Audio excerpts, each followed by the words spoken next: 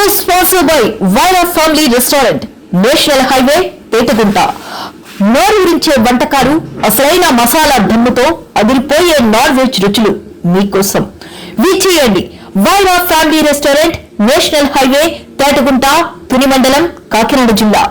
ఒక చిన్న వెహికల్లో 10 పశువులను ఇరికించిన పశువుల అక్రమ రవాణాను ఓ యువకుడు బయట పెట్టాడు.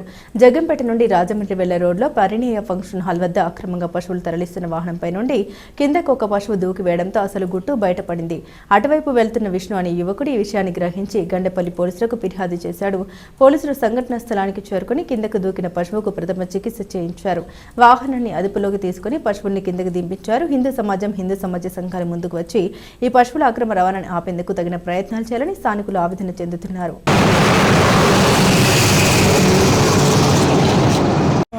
వైజాగ్ నుంచి గుంటూరు వెళ్తున్నానండి. బైక్ మీద వెళ్తున్నాను. వెళ్తుంటే ఇక్కడ మన జగ్గంపేట దగ్గర ఈ ఆవు అనేది వెహికల్ నుంచి పడిపోయేసరికి దానికి ముక్కులో నుంచి రక్తం వస్తుంటే మన వాళ్ళు ఇక్కడ ఉన్న వాళ్ళందరూ సహాయం తీసుకొని దాన్ని రెస్క్యూ చేసాము. కాలు లైట్గా గిలక దగ్గర వాటి దగ్గర దెబ్బలు ఉన్నాయి. ప్రతి ఒక్క ఎద్దుకి కూడా దెబ్బలు ఉన్నాయి. దాన్ని కొట్టి చంపడానికి తీసుకెళ్తున్నారు, మరి అమ్మడానికి తీసుకెళ్తున్నారు. ఇక్కడ జగ్గంపేటలో అయితే సోమవారం మాత్రమే మండి ఉంటుందని అన్నారు ఇక్కడ ఉన్న స్థానికులు. ఇంతవరకు మరి ఇవాళ సోమవారం అయితే కాదు. మరి మండి ఎక్కడి నుంచి వచ్చిందో, ఈ నావుల్ని ఎక్కడి నుంచి తీసుకెళ్తున్నారో కూడా తెలియట్లేదు. దీని మీద ఎవరు ఏమీ అడగరు. ఎందుకంటే వాడి నోరు లేని జీవాలు, దాన్ని వేసి కొట్టేస్తున్నాడు, లోపలికి వేసి కుక్కుతున్నాడు. అదే డ్రైవర్ నేను దాంట్లో వేసి నొక్కాను అనుకోండి, అప్పుడు ఆయన పరిస్థితి ఏంటి?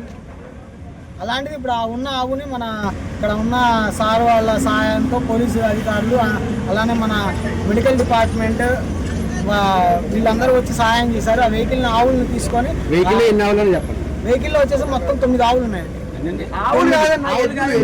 ఎద్దులు 9 ఎద్దులు ఉన్నాయి. ఆవులు కూడా కాదు, 9 ఎద్దులు ఉన్నాయి. దాంట్లోంచి ఒక ఎద్దు బండిలో నుంచి దూకేసింది.